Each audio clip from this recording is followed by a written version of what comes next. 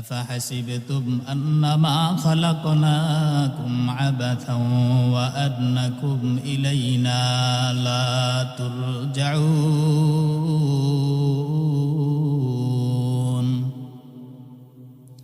আল্লাহ ডেকে বলেন, এ ঈমানদার, আফাহাসিবতুম আন্নামা খালাকনাকুম আবাথান ওয়া আন্নাকুম ইলাইনা লা তুরজাউন।